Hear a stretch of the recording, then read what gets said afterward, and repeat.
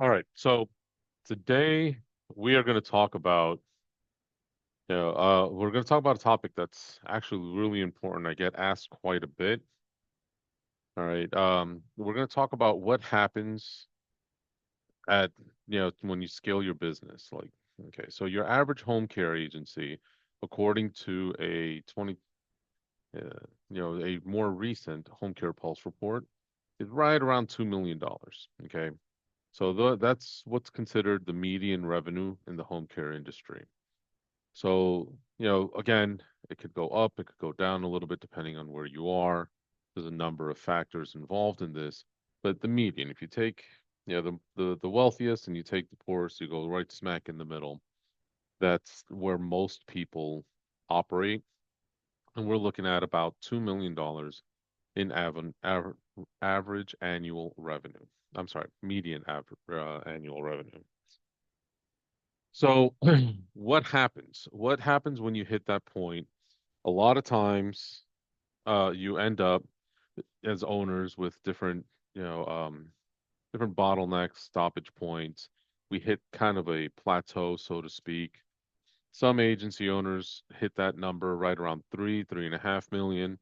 And that's really where probably I'm going to say, just going out on a limb here, probably about half, if not more, of my clients, are in that range, that 2 to 3.5 million range, and they're just trying to grow and expand and move into the next level. Okay, so we're going to talk about five very specific things that we have found while working with all these agencies that you need to keep in mind as an owner. Now, let me preface this. If you are below 2 million, I know just by looking at some of the people that are watching on the feed here, I know a few of you are below the 2 million mark, and that's fine. These steps are very important for you to understand these points that I'm going to talk about, because what's going to happen is you're eventually going to grow your business to a point where you're going to hit a plateau. I don't really care if that plateau is at 50,000 a month or at 150,000 a month. You're eventually going to do this if you're not careful and you're not mindful of how you're managing your business. So that being said, if you're watching the replay of this on YouTube, by all means, please give us a thumbs up. Don't forget to like and share, and pass this information along to other owners that may help. The YouTube algorithm loves when you don't do that, and it really helps let me know what topics are hitting hard with you. We've seen a lot of growth in the channel recently, and I really appreciate everybody who's, liking and sharing and commenting below. Which brings me to the next thing. Leave us a comment below. Let us know, where are you watching from?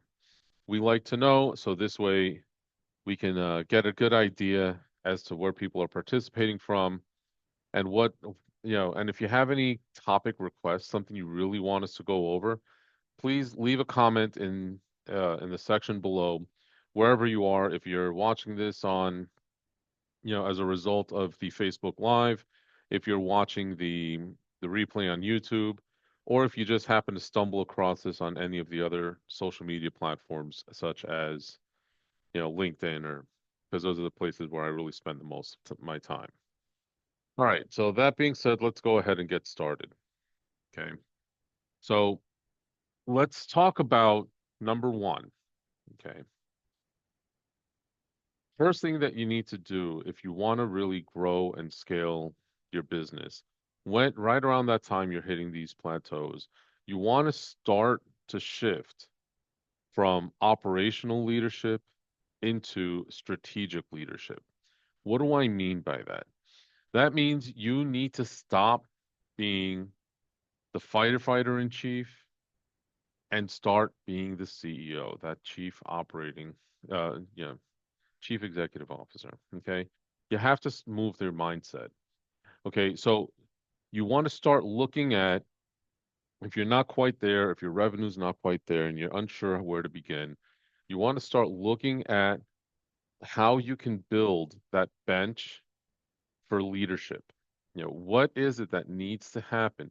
What managers can you hire? What can you afford to? What layers can you start to build? Well, look at your current staff and see who has potential to move into a leadership role. And believe me, this begins all the way down with your caregivers and moves all the way up, all the way up the chain of command inside your business. Who in there can take over more responsibilities? And you want to start moving out of, that operator mindset that and moving into an owner's mindset. So what do I mean? I mean, when somebody comes up, right now, I know I'm guilty of this. I was for a very long time, and I've been working on this in my own business for a while. Even when I had a home care agency in the past, I used to do this quite a bit. And it's one of those things that it takes effort, but you know your business. Stop answering every question. When somebody comes up to you and says, "Hey, hey Julio, hey whoever, look, I have this issue. This such and such caregiver called out for Mrs. Jones. I don't have a replacement, and the shift starts in 10 minutes." Stop giving them the solution. Ask them, well, how do you think we should handle it? That's the better question. It helps you move into this mindset that, it brings you into that owner's mindset, that CEO mindset, moves you out of that operator mindset. And at the same time, it will greatly empower your staff to get things done. One of the biggest things, and if anyone's seen, when I talk about hierarchy of needs and all this other stuff, one of the biggest things that really drive retention all the way down the chain of command from your high level managers all the way down to your caregivers is empowerment. People want to feel that they're valued. This is one way to do it. So just to recap really quickly, stop stop being, you know, stop thinking you need to do everything. Stop being that person, that firefighter in chief, and start moving and start looking at your team and start building and empowering your management in order to do what they need to do. Okay. Now, once we're doing this, we at the same time this is going to help us move into that CEO mindset. So give people responsibilities, let them hold themselves accountable, stop answering every question, and get some feedback. Be there to guide, not to do. Okay.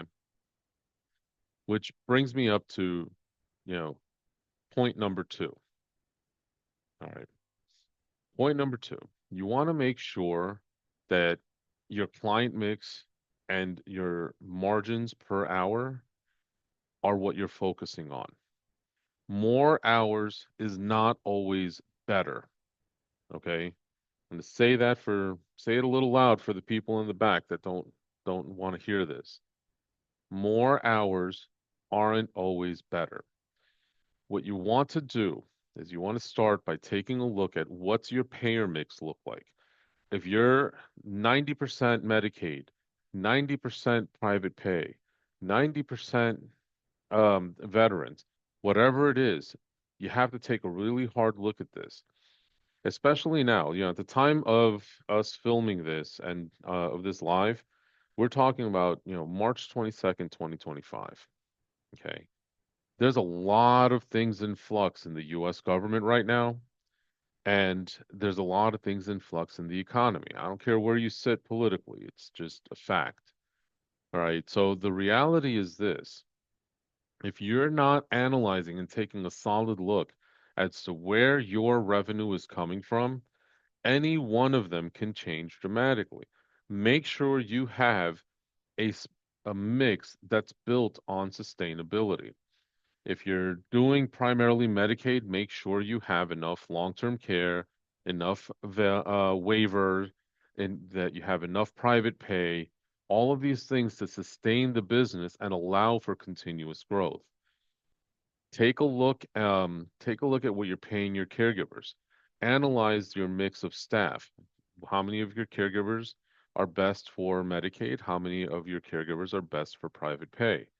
Take a look at all of this, and you want to make sure you're starting to replace or better evaluate your low margin hours and start implementing more high value package services. So let me explain what this means a little bit. All right. So we want to move away from, I'm not saying you're going to move away from Medicaid. What I'm saying is if you're doing a 90-10 mix from Medicaid to non-Medicaid, maybe you want to bring that up a little bit. Let's say you're doing a 70-30 mix or 60-40 mix. That's one. Then in order to establish and maintain better management of your resources, you want to make sure that you have high value packages that you're offering. Are you in a state that you can easily transition into, skilled care? If you are, nurse care management is a great option for you. That's high value, high margin, that doesn't require a ton of hours. You may want to take a look at how you bundle your services. Have some sort of a transitional care package that you're offering for discharge planners in hospitals and skilled nursing facilities. Let's take a look at, let's take a look at what, you know, what are you doing as far as your minimum hours? Are you offering an option for somebody that wants less than minimum hours? Let's say, for example, you get a lot of calls. You see that you're getting a lot of calls from a particular region that you can staff that people just want shower visits. Oh no, I just need somebody to get my mom out of the shower and or out of bed in the morning, help her get her morning routine going and take a shower. That's great. Let's work on that. Let's work on this and get ourselves to a point where that's below our minimum hours. So let's not instinctively say no. Let's charge accordingly. So if you're charging $40 per hour for your standard 4 hour minimum, with three to five visits per week, great. That means you're per visit, you're doing $160. So come up with a package that equals to 80% of that 4 hour visit and bill that as a wellness visit. This way, there's no minimum number of visits per week, but it allows you the opportunity to pay the caregiver more for their time while increasing your margins. So you're replacing these low margin hours, low margin services with higher value. The same thing is going to apply if you're doing Medicaid and you're trying to negotiate with the MCOs and the MCEs. You want to make sure that you're value driven. They want to see what's the maximum volume of clients you can take. They want you taking as many of them. What are these clients getting or these patients getting for for the money that's being paid? There's a lot of things. You want to take a really solid look at how we can improve and increase the impact of the service you're giving, and that's going to overall improve your margins. Okay.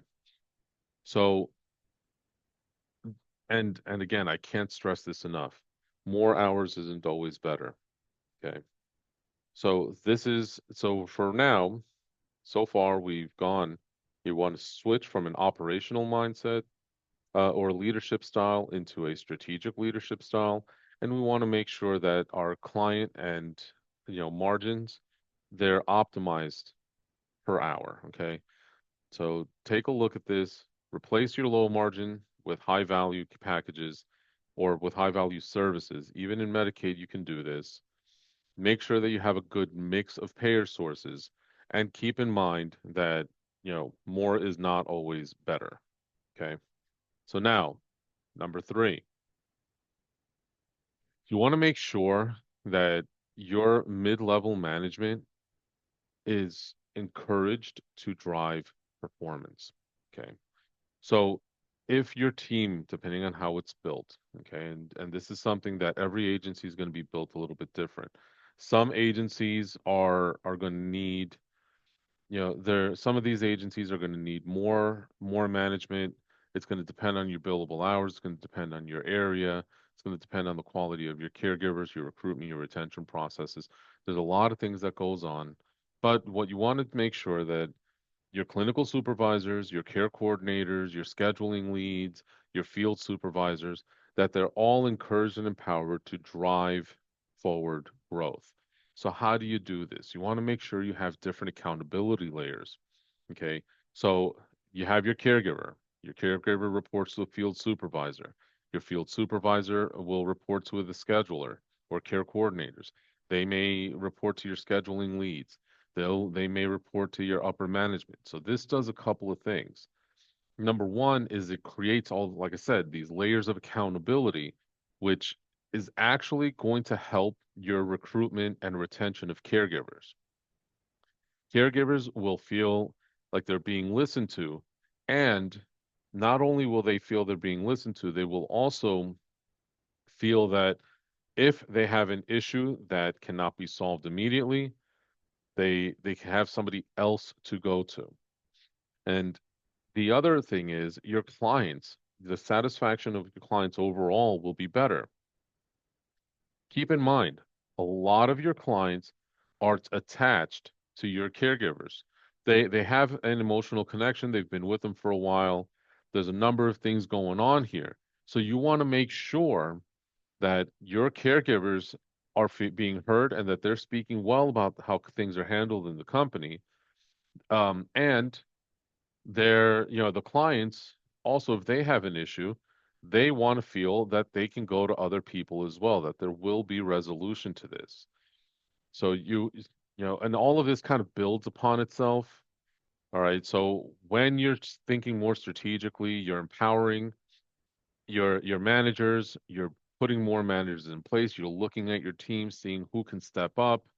That means you're fighting less fires, you're fighting less things to in order to get things done. That means you have more time to work on your business, not just in your business. Okay, that's helping you transition into that CEO mindset, which is going to let you focus on things on like the payer mix and what do you have to do strategically to do this, to improve the quality of hours versus the quantity of hours in order to build these better care packages and to offer more services. On the same note, you're able to have more impactful um, encounters with your middle management team and your clients and caregivers. You're giving a proper authority to people to make decisions. So all of this is going to improve overall satisfaction, which brings us to point four. Okay. It's by empowering people and having this layer, this buffer zone where things get done that you don't have to be in that day to day. This is going to allow you to set up and make data driven decisions. You can create KPIs that will not only get you, like if you're not there yet, it'll help you get to the 2 million range. And if you are there, it'll help you grow the business. Okay. Because when people have things that are measured, they're monitored. That means they're top of mind. We all have heard the expression out of sight, out of mind. Well, if you're not watching your revenue growth, if you're not watching your conversion rates, if you're not watching your margins, then they'll get away from you. And then all of a sudden you're realizing, hey, how am I billing 2, 3, 4 million and I'm broke? How is it that I can't seem to get past that 500 to 500,000 range into that million five range?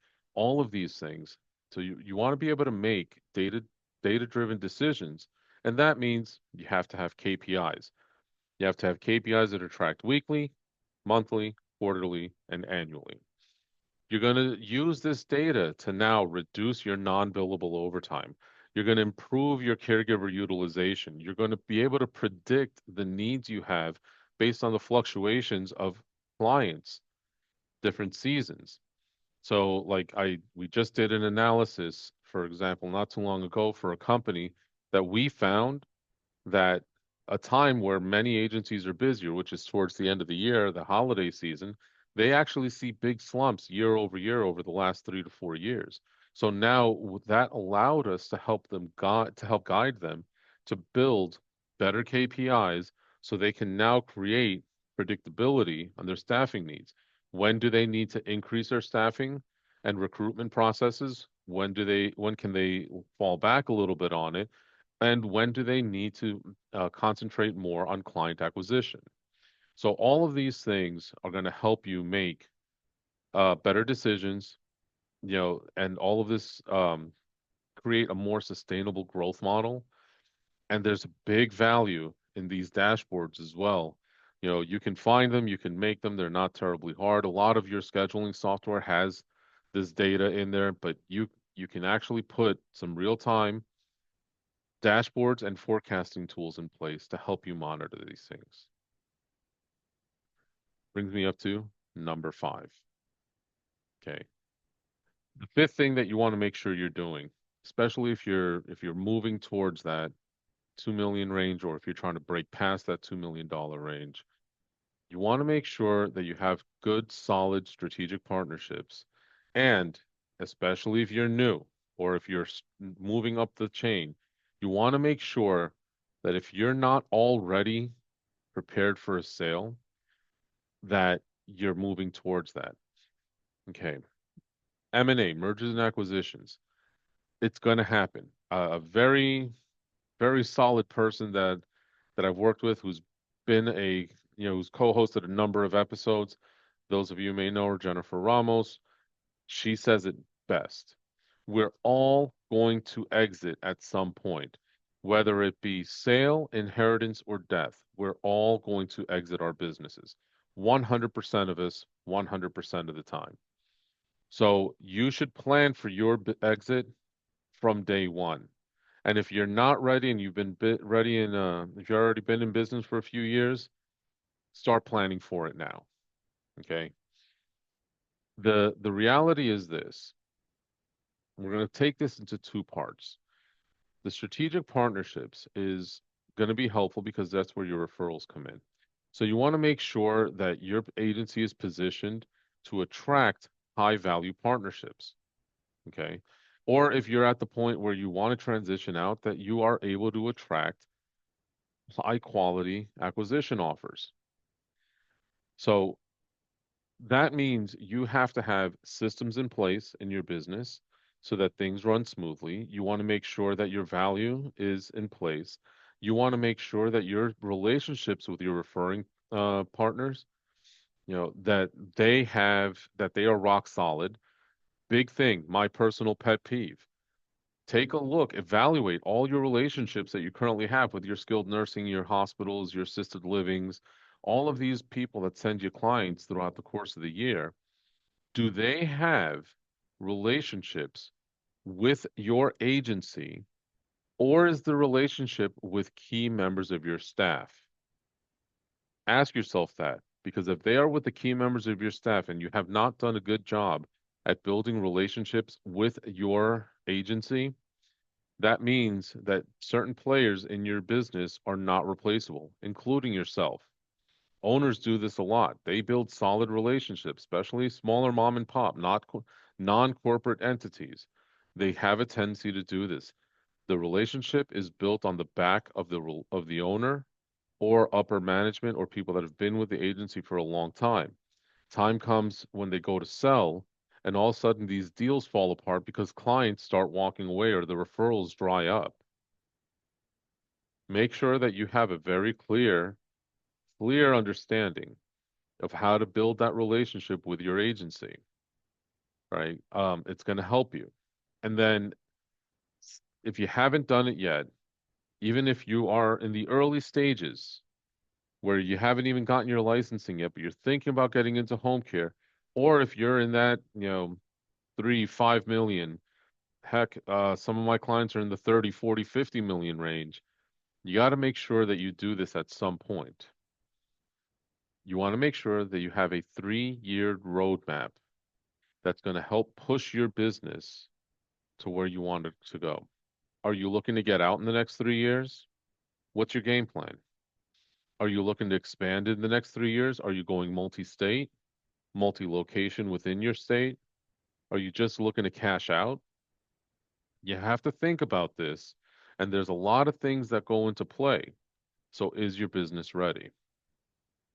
Sit down, write out where you'd like to go, where you'd like to see your business, and start working backwards on building a plan to get there. Be strategic about it. So, all right. If anyone that's watching has any questions, please feel free to leave it in the comment box. If you are live with us on Facebook, if not, and you're watching the replay, please don't forget, give us a like, subscribe to the channel, and share this with anyone else that you feel may be able to benefit from this. As a recap, though, um, you want to one, you want to make sure that your leadership style or that the way you're running your business is strategic, not operational. Okay. Make sure that you're working on your business, not in it. Number two, you want to make sure that you have a fully optimized client mix and margins per hour are top of mind when you're doing this. Okay. Because as much as we are in this business to help others, I am, I believe absolutely 100% it is part of why we went into business, into doing the consulting piece. High quality service needs to be top of mind, but you can never forget you are running a business. Okay. And a more efficiently run and better, not efficiently, I'm sorry, more effectively run business does bring better outcomes to your clients. Okay. So make sure that you have optimization in your payer source mix and optimization with margins per hour at top of mind. What value are you bringing to people? Number three, make sure that you have a solid middle management layer and that all of your management team and every individual in your company is empowered to drive performance. And one of the key ways we do this is with number four, that we're making data-driven decisions and that we have solid KPIs in place and we know what needs to get tracked and when. If you're at the 2 million mark or creeping your way up there and you don't have these things in place, believe me, you're going to struggle to get past there. And if you have ambitions to grow to that 15, 20, 30, 40, 50 million mark, um, you know, and you don't have these things in place, your business is going to suffer greatly at some point. And number five, keep in mind your strategic partnerships and always understand that at some point or another, you are going to exit your business, whether it be through death, inheritance, or sale.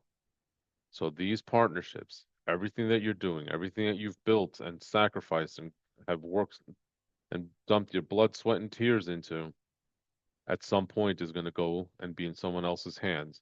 And you want to make sure that your core staff are taken care of, that your caregivers are taken care of, and that your clients are taken care of. And in order for you to do that, you have to be M&A ready. All right. So thank you all so much. There is contact information if you want to get a hold of us somewhere in the description box below. You guys have a great rest of your day, rest of your weekend, whatever it is, whenever it is that you're watching this video. And don't forget, if you're watching the replay, subscribe, like, and share. And also, um, give a comment, whatever it is. Let us know what you want us to talk about. And if you're enjoying the content we are already providing, this helps us drive further future content that's going to help you grow your business. Otherwise, remember, as we always say, you got to prepare, plan, and be ready to rebuild if you need to. Take care of yourselves and each other. We'll catch you at the next video.